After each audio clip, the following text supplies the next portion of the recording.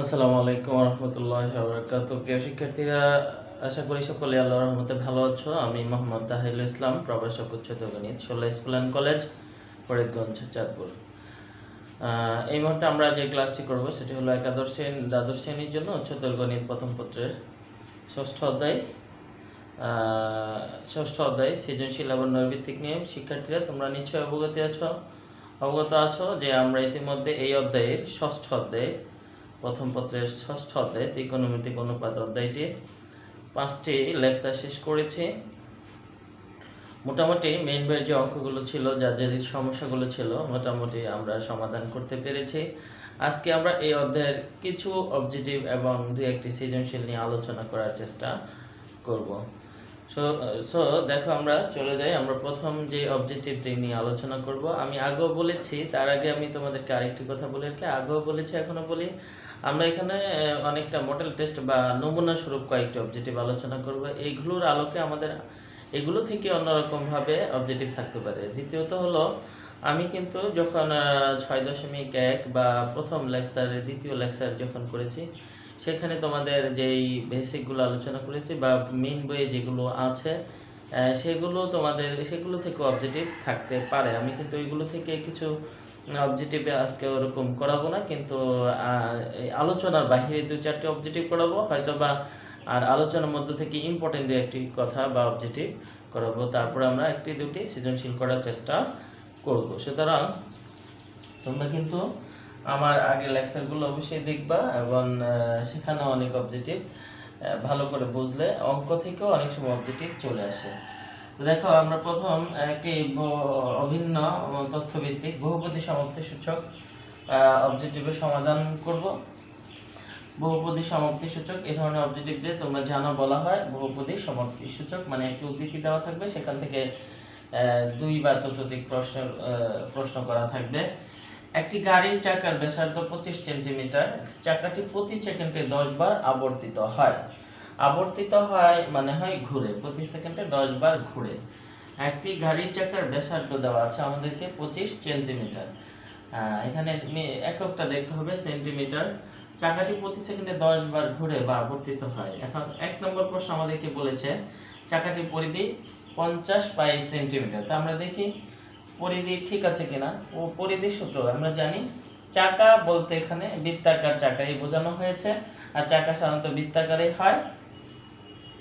তাহলে বৃত্তের পরিধির কথা বলেছে। বৃত্তে চাকার ব্যাসার্ধ দেওয়া আছে 25 সেন্টিমিটার দেওয়া আছে ব্যাসার্ধ। তার মানে আমরা জানি ব্যাসার্ধকে আর দ্বারা প্রকাশ করে, সুতরাং আর এর মান হলো 25 সেন্টিমিটার।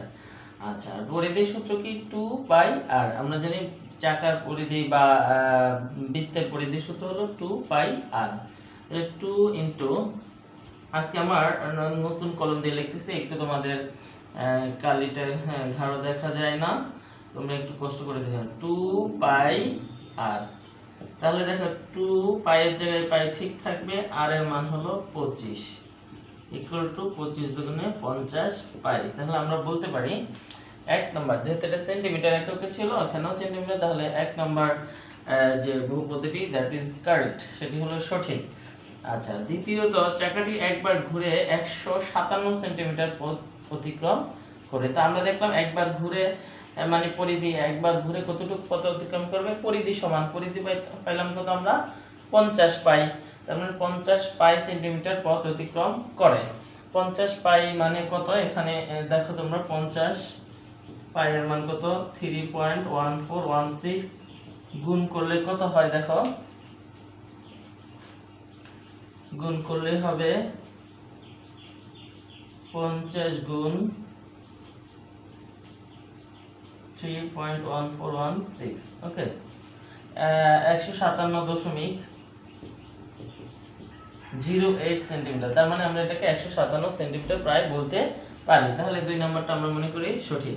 চাকাটি একবার ঘুরে তার পরিধি সমান দূরত্ব অতিক্রম করে, এটা আমরা জানি। পরিধি যেহেতু পেয়েছি 50 পাই, তার মানে সেই পথটি অতিক্রম করে, সেটাকে আমরা পাইয়ের মানটা বসাইলে দেখা যাচ্ছে এখানে যে ফিগারটা দিয়েছে রাউন্ড ফিগার, এটার কাছাকাছি আসে, সেই হিসাবে আমরা এটাকে সঠিক ধরে নিতে পারি।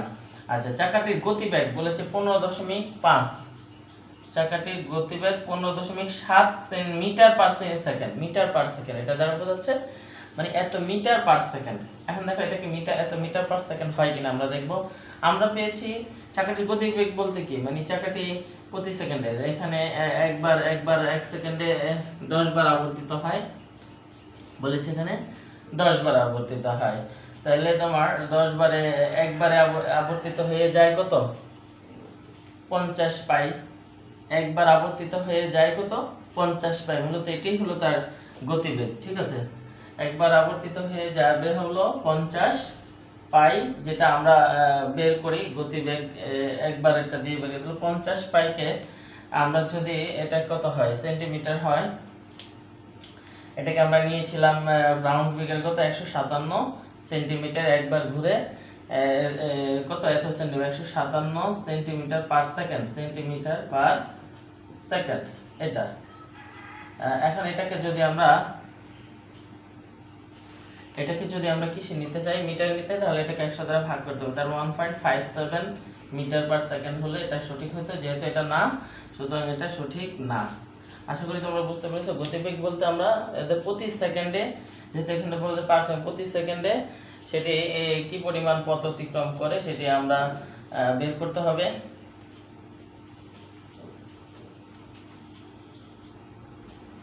তাহলে আমরা কি বলেছি দেখো, প্রতি সেকেন্ডে সেটি এত মিটার পার সেকেন্ড পথ অতিক্রম করে, ঠিক আছে। আমাদের প্রশ্নে দেখো দেওয়া ছিল কত, প্রতি সেকেন্ডে 10 বার আবর্তিত হয়। তাহলে আমাদের এখানে একটু দেখে নিতে হবে। দেখো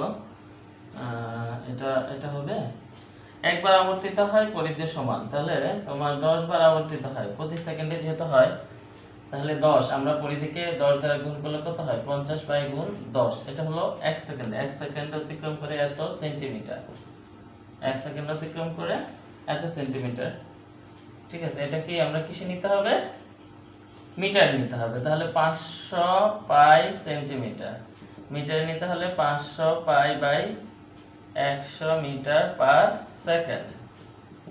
ওকে, তাহলে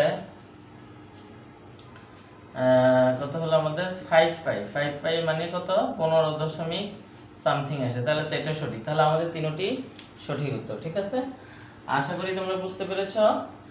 তাহলে আমরা বলেছে প্রতি সেকেন্ডে 10 বার আবর্তিত হয়। তাহলে যেহেতু একবার আবর্তিত হয়, পরিধি সমান পথ অতিক্রম করে 10 বার আবর্তিত হয়, পরিধি ইনটু 10 পাই, পরিধি ইনটু 10 সেন্টিমিটার। এটাকে আমরা মিটারে নিলে 5 পাই মানে 15.5 তোমরা গুণ করে দেখবা, কারণ 3 5 15 এটা হবে। তাহলে তিনটেই আমাদের এখানে সঠিক আমরা বলতে পারি। ওকে, এরপরে আমরা যে অঙ্কটি করব, যে অবজেক্টিভ করব, সেটি হলো দেখো, যদি sin θ = 3/5, sin θ = 3/5, আমাদের লেখা যদি বুঝতে তোমাদের একটু অসুবিধা হয়, অবশ্যই সাউন্ডটা ফলো করবা। sin θ = 3/5 এবং 5/2 লেস দেন θ লেস দেন 5 হয়, তবে cos θ সমান হোয়াট, ঠিক আছে। এটা আমরা এরকম একটা করেছি কিনা তোমাদের জানি, যা হোক তারপর আমরা করি। দেখো এটা কি করতে হবে, আমাদের এই শর্তের সাপেক্ষে, এই শর্তে মানে থিটার মানটা 90 ডিগ্রি থেকে বড়, 180 ডিগ্রি থেকে ছোট, এই শর্তের সাপেক্ষে cos থিটার মান বের করতে হবে। দেওয়া আছে sin থিটার মান। তো আমরা এই ক্ষেত্রে কি করি দেখো, sin থিটা সমান আমরা লিখি 3/5। এটাকে আমরা বর্গ করলে কি পাই, sin স্কয়ার থিটা = পাই 9/25।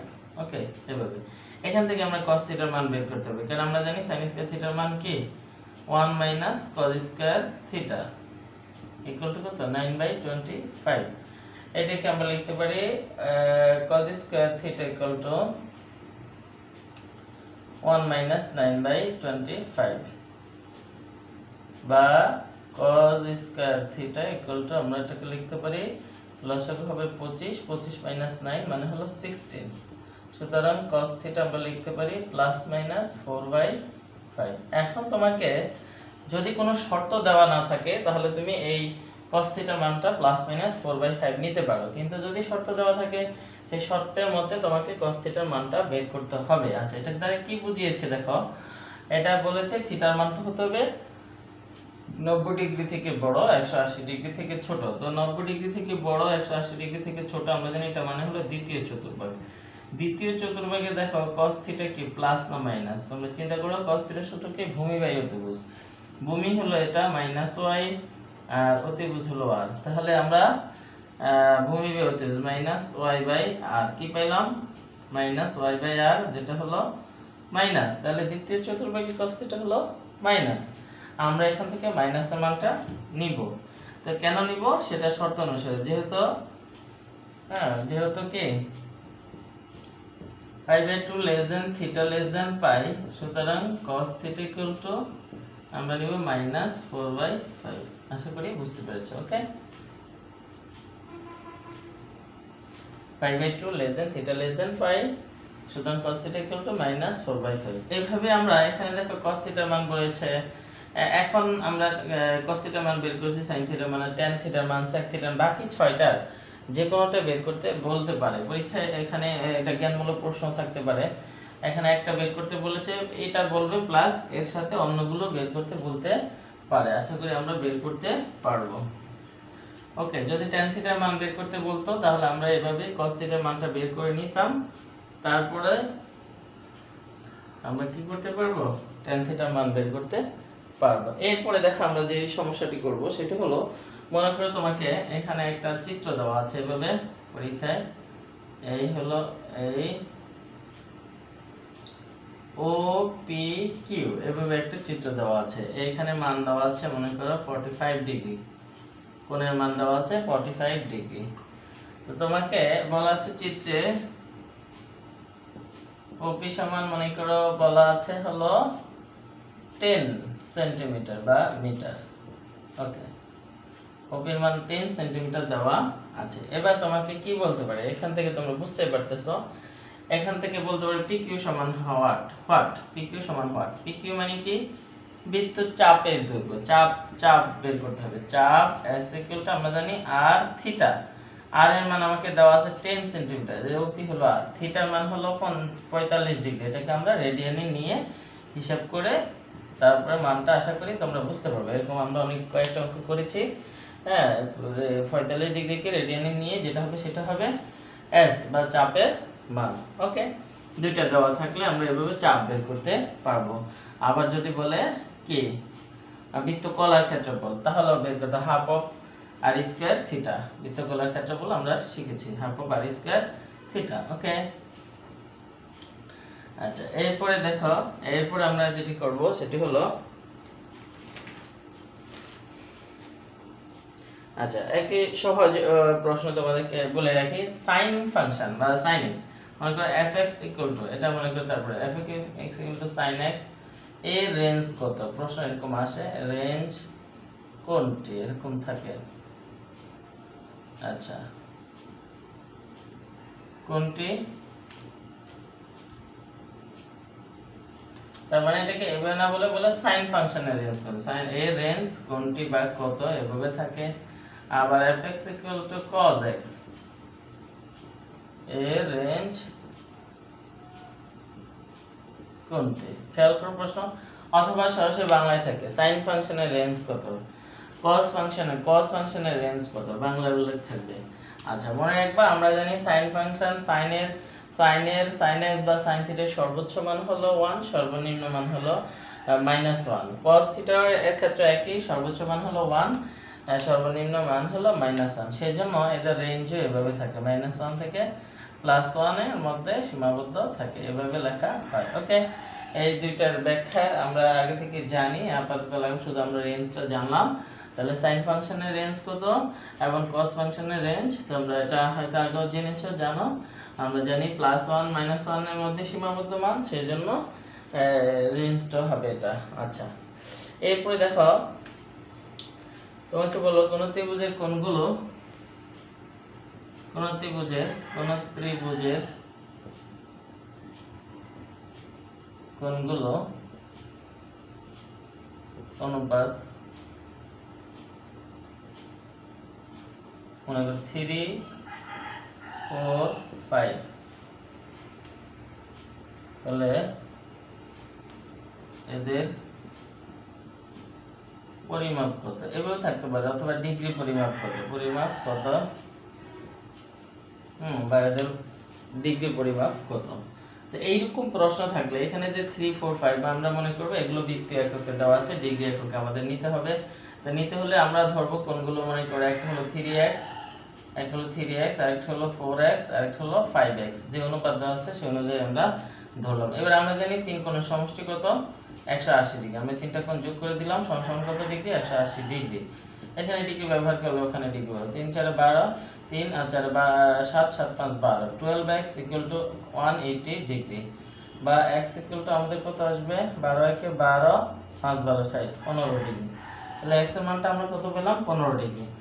এইবার তুমি ডিগ্রিকে, তাহলে প্রথমটা ধরছি কত, 3x, তাহলে একটা হবে 3 15 45 ডিগ্রি, তারপর এটা হবে 4 15 60 ডিগ্রি, তারপরটা হবে 5 15 75 ডিগ্রি।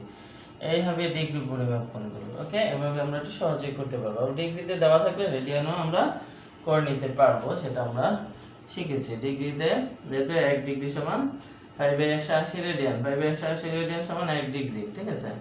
সেভাবে আমরা এগুলোতে ডিগ্রি থেকে রেডিয়ান, রেডিয়ান থেকে ডিগ্রিতে নিতে পারবো। ওকে, তারপরে আমরা আরেকটা অবজেক্টিভ করব। দেখো, তোমাকে বলা থাকে যদি একটা মান,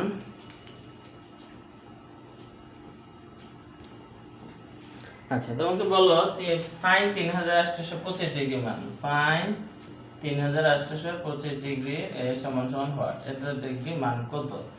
এখন দেখো, এটা হলো কোণের মান নির্ণয়। আমরা জানি জ্যামিতিতে কোণ সীমাবদ্ধ, কোণের পরিমাপ সীমাবদ্ধ 0 ডিগ্রি থেকে 360 ডিগ্রির মধ্যে, কিন্তু ত্রিকোণমিতিতে কোণ অসীম পর্যন্ত ধনাত্মক কোণ ঋণাত্মক কোণ কল্পনা করা যায়।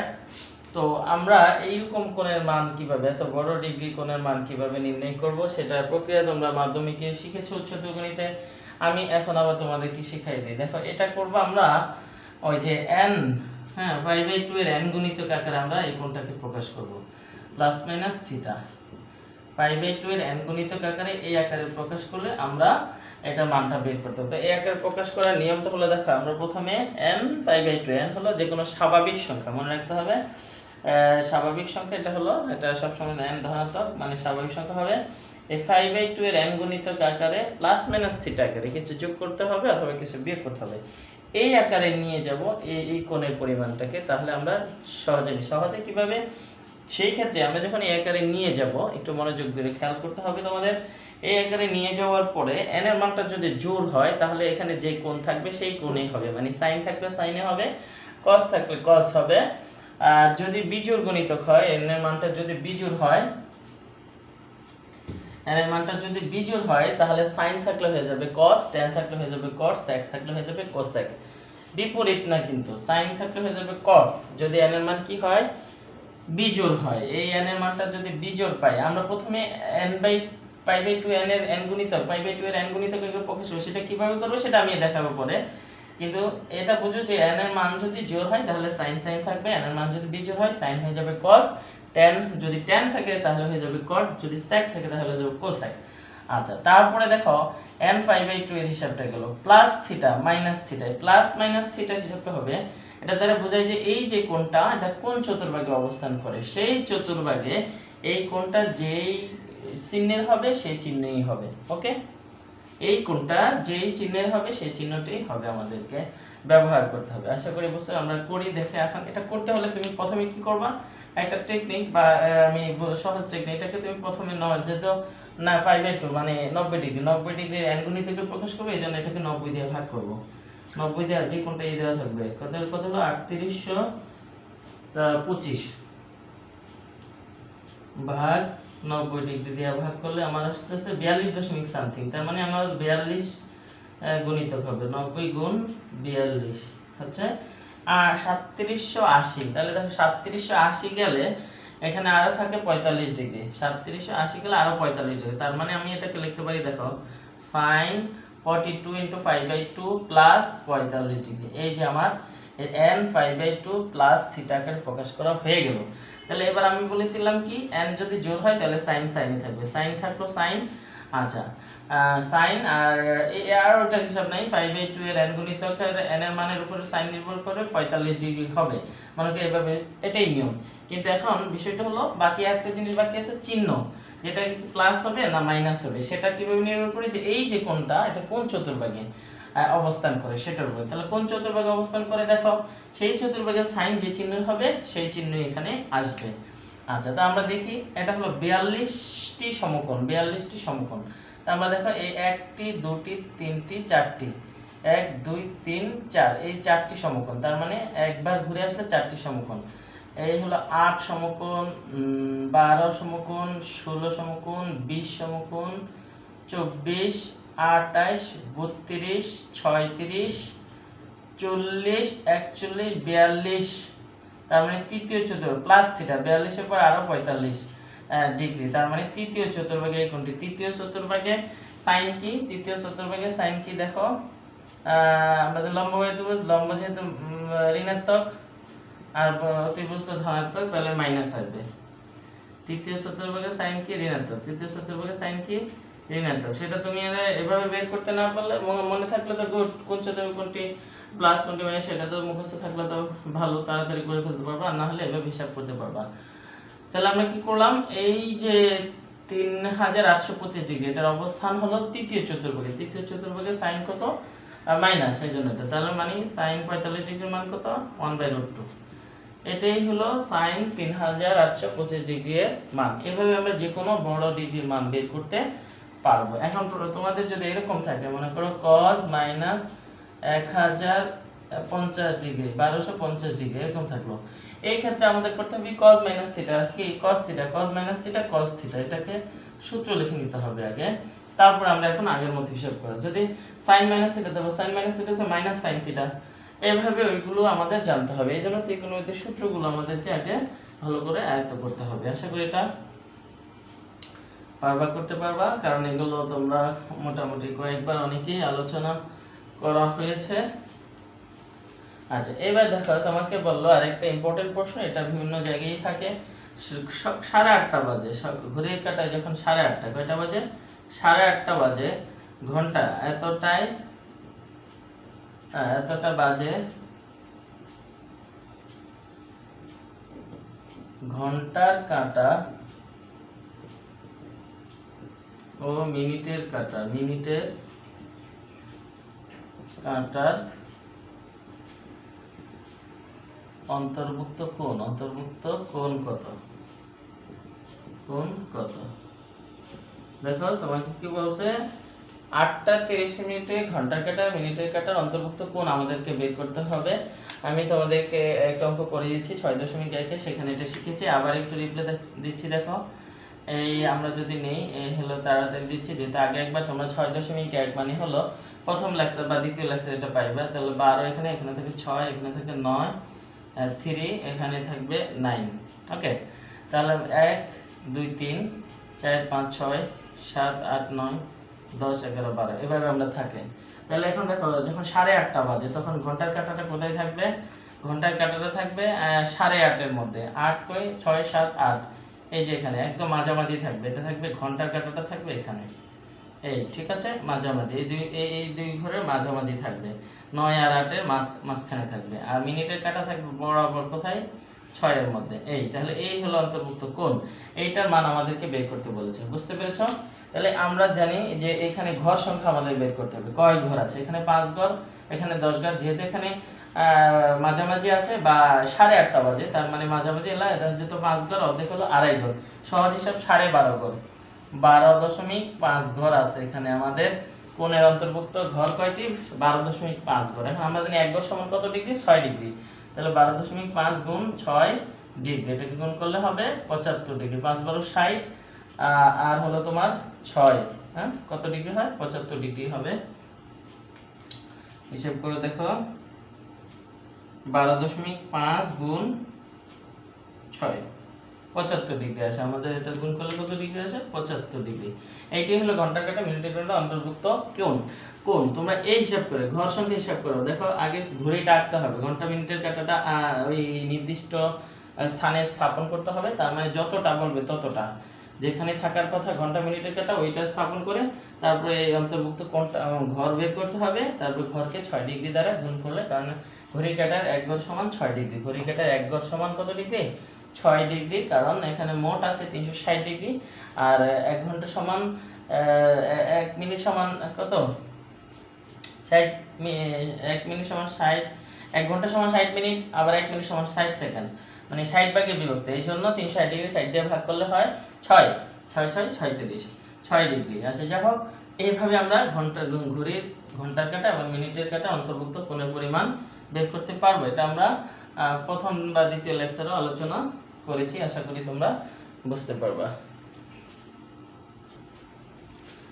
এর বাইরে তোমরা যে অবজেক্টিভ গুলো দেখবা, দেখো আমরা যে প্রথম দ্বিতীয় লেকচার বা এই লেকচারগুলো করেছি, সেখানে আমরা অঙ্ক সমাধান করতে গিয়ে যে সূত্রগুলো শিখেছি বা কথাগুলো বলেছি। দেখো প্রথমে আমি বলেছিলাম সম্ভবত যে আমরা কোণ পরিমাপের পদ্ধতি কয়টি, ষাটমূলক পদ্ধতি, বৃত্তীয় পদ্ধতিতে কোণ পরিমাপের একক কত, একক কি, তারপর রেডিয়ান কোণ, ধ্রুব কোণ, রেডিয়ান কোণ একটি ধ্রুব কোণ, রেডিয়ান কোণ কাকে বলে, তারপরে তোমার বৃত্তচাপের সূত্র, বৃত্তচাপ নির্ণয়ের সূত্র, বৃত্তকলা নির্ণয়ের সূত্র, এই সূত্রগুলো আমাদের শিখতে হবে বা জানতে হবে। এগুলো অবজেক্টিভের সাথে আসে বিভিন্ন সময়, একটু আগে তোমাদেরকে একটি চিত্রের মাধ্যমে দেখিয়েছি।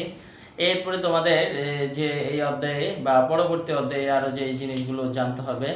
তোমরা এই যে আমরা যে n গুণিতকের আকারে প্রকাশ করলাম, বা এই সাইন মাইনাস থিটা, আমি তোমাদেরকে বলেছিলাম অঙ্ক করতে, হয়তো বা sine minus theta, cos minus theta, এরকম সূত্রগুলো তোমাদের সামনে অধ্যায়ে আছে।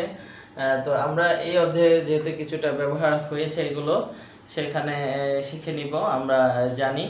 এছাড়া আরও যেগুলো তোমরা মাধ্যমিকেও শিখেছো, কিছু ত্রিকোণমিতিক অবেদ, যে আমরা জানি সাইন স্কোয়ার থিটা যোগ cos square theta equal to 1, এভাবে এটা ব্যবহার করে আমরা কিছু অঙ্ক করি।